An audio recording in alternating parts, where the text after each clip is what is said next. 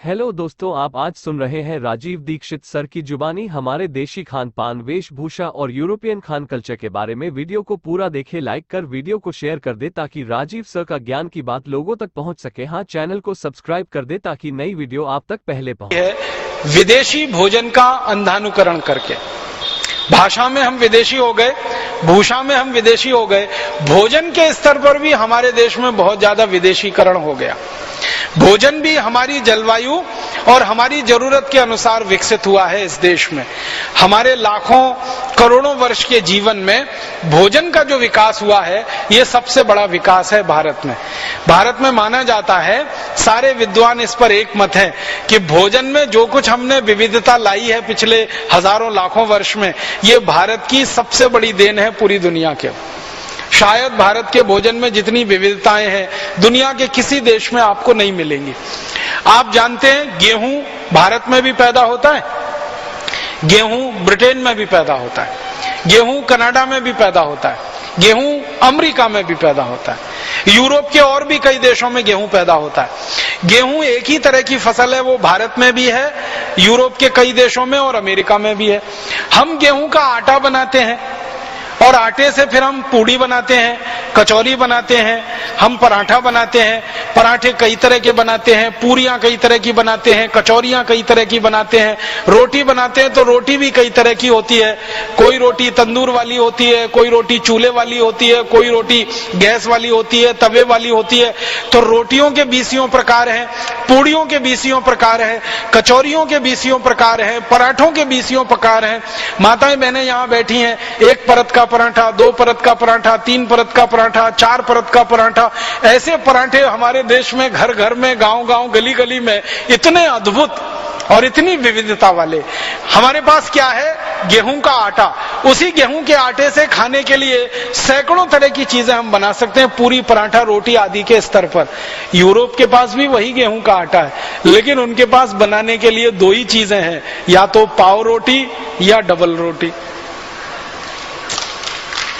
दो ही चीजें हैं उनके पास। और उसको दो भी क्यों कहें, एक ही चीज है। पाव रोटी, डबल रोटी एक ही तरीके से बनते ही है, बस मामूली सा अंतर है। तो वो गेहूं पैदा करते हैं, गेहूं को पैदा करके आटा बनाते हैं। उस आटे से पाव रोटी, डबल रोटी के अलावा तीसरी रोटी बना ही नहीं सकते वो। हमारे यहाँ सैकड़ों किस्म की रोटियां, पूरियां, कचौरियां हम बनाते हैं। अब भारतवासियों का ये दुर्भाग्य है कि जिस भारत देश में हजारों साल से सैकड़ों किस्म के गेहूं के आटे से बनने वाले व्यंजन रहे हों, वो भारतवासी सवेरे से शाम तक पाव रोटी और डबल रोटी खाते। वो pizza, burger, hot dog, cold dog, इन्हीं नामों पे है सब वो पाव रोटी और डबल रोटी। पिज्जा कह लो, बर्गर कह लो, उसको बीच में से काट के सलाद भर लो या सलाद के बीच में उसको लगा के खा लो, बात तो एक ही है।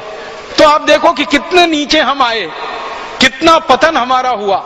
सैकड़ों किस्म के व्यंजन जो हम गेहूं के आटे से बना सकते हो, उस देश के लोग पाव रोटी, डबल रोटी, पिज्जा, बर्गर खाने में फंस जाएं, तो ये भी हमारे सांस्कृतिक अधःपतन की ही निशानी है, या बल्कि मूर्खता की निशानी। मूर्खता इसमें पता है क्या है? कोई भी पाव रोटी और डबल रोटी जो आप खाते हैं ताजा नहीं होती। ताजा होती तो वो बनती ही नहीं, वो तो बासी ही होती है। वो एक दिन बासी हो सकती है, 2 दिन हो सकती है, 10 दिन हो सकती है, 15 दिन हो सकती है। यूरोप और अमेरिका में तो 3-3 महीने पुरानी बासी पाव रोटी, डबल रोटी मिलती है और लोग उन्हीं को खा के अपना जीवन चलाते हैं, गुजारा करते हैं। अब हमने उनकी नकल करके हमारे घरों में वो बासी डबल रोटी लाना और खाना शुरू कर दिया। गेहूं के आटे के बारे में विज्ञान ये कहता है कि इस आटे को गीला होने के 48वें मिनट के अंदर इसका रोटी बन जाना चाहिए और रोटी बनने के 48 मिनट के अंदर इसको खा लिया जाना चाहिए। लेकिन पाव रोटी और डबल रोटी का अगर कहानी सुनना और गिनना शुरू करेंगे तो वो तो 10-20 दिन पुराना होता है। उसको खराब कर करके हम खा रहे हैं और फिर बड़ा शान महसूस करते हैं, अपने आप को बड़ा स्मार्ट महसूस करते हैं। हम पाव रोटी खाते हैं, डबल रोटी खाते हैं, स्मार्टनेस मानते हैं इसमें। अब ये सुपर इडियोसिटी है या स्मार्टनेस है, इसको तय करने की अभी जरूरत है। पढ़े लिखे घरों में, खासकर अंग्रेजी वाले घरों में, इस तरह के भोजन का इतना तेजी से प्रवेश हुआ है कि भारत का विविधतापूर्ण व्यंजन अब उनके घरों से गायब हो गए हैं, बाहर हो गए।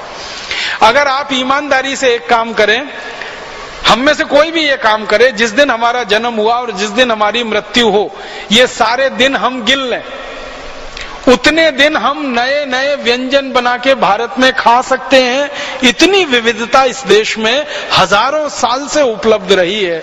अब उस भारत में गिने चुने 2-4 व्यंजन जो अंग्रेजियत वाले हैं वो हमारे घरों में घुस गए। व्यंजन घुस गए, डबल रोटी, पाव रोटी, उसके साथ बिस्किट आ गया। जिस देश में ताजा रोटी बनती हो, ताजा भाकरी बनती हो, ज्वार की भाकरी बनती हो, बाजरे की बनती हो, मक्के की बनती हो, तीनों की मिलाकर बनती हो, उस देश के लोग बिस्किट खाने लगे, उस देश के लोग डबल रोटी और पाव रोटी खाने लगे, तो इससे ज्यादा शर्मनाक और कुछ हो नहीं सकता। तो भोजन के स्तर पर इतनी ज्यादा गिरावट हम में आ गई है। और इससे भी बड़ी एक गिरावट हम में आई है, हम भारत में इतने अद्भुत देश में रहते हैं जिसकी कल्पना किसी देश को नहीं हो सकती। हम भारत में ऐसे स्थानों पर रहते हैं जहां हमको ताजा सब्जी सुबह और शाम दोनों समय उपलब्ध होती है। भारत के किसी भी राज्य में आप रहते हो, ताजा टमाटर, ताजा मटर, ताजा गाजर, ताजा मूली, ताजा पालक, ताजा मेथी, ताजा बैंगन, ये सारी सब्जियां ताजी की ताजी सुबह भी मिलती हैं, शाम को भी मिलती हैं, और आपके घर तक आकर कोई देके जाता है। आप जानते ना, कोई ठेले वाला आता है, कोई खोमचे वाला, रेहड़ी वाला आता है और आवाज देके, बहन जी सब्जी ले लो, माता जी सब्जी ले लो, घर के सामने आकर आपकी घंटी बजाकर, आपका दरवाजा खटखटाकर, बोलकर, चिल्लाकर आपको घर में ताजा सब्जी देकर जाता है। ये सपना अमेरिका में रहने वाला कोई आदमी सोच नहीं सकता, देख नहीं सकता। यूरोप में किसी को कल्पना नहीं हो सकती कि सवेरे ताजा सब्जी, शाम को ताजा सब्जी कोई घर के सामने आकर दरवाजा खटखटाकर बोलकर देके जाए। अमेरिका में तो ताजा सब्जी लानी कल्पना की बात है, क्योंकि सब्जियां सब 7 से 15 दिन पुरानी मिलती हैं। इससे ताजा सब्जी तो कहीं मिल ही नहीं सकती। कोई कोई डिपार्टमेंटल स्टोर्स में 1-1 महीने पुरानी मिलती है। और सब्जी लानी हो तो 20-25 मील से लेकर 100, 150, 200 मील तक कार चला के जाना पड़ता है, तब थोड़ी सी सब्जी आप ला सकते हैं। यहाँ घर के सामने कोई आपको सब्जी देकर जाता है, और सब्जी ही नहीं देता, आपका हालचाल भी पूछ लेता है। माता जी कैसी हैं, बिटिया आपकी कैसी है, तबीयत ठीक है कि नहीं ठीक है। आप सब्जी लो या ना लो, वो आपके घर की कुशल क्षेम पूछेगा, आप उसके घर की कुशल क्षेम पूछेंगे। माने हमारा उससे आत्मीय संबंध हो जाता है। ऐसा आत्मीय संबंध किसी भी डिपार्टमेंटल स्टोर वाली संस्कृति में हो नहीं सकता, इसकी कोई कल्पना किसी को नहीं।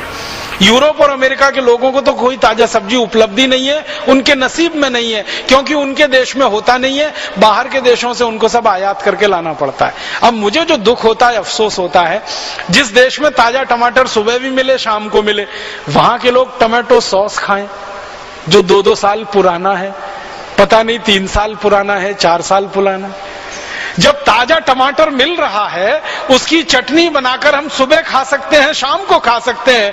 हम बाजार में जाएं और Maggi hot and sweet tomato chilli sauce लेके आए, और फिर किसी से पूछे भाई क्या है, तो अंग्रेजी में कहते हैं इट्स डिफरेंट। वो डिफरेंस क्या है? उसमें 3 महीने पुराना सड़े गले टमाटर का रस, ये है डिफरेंस उसका।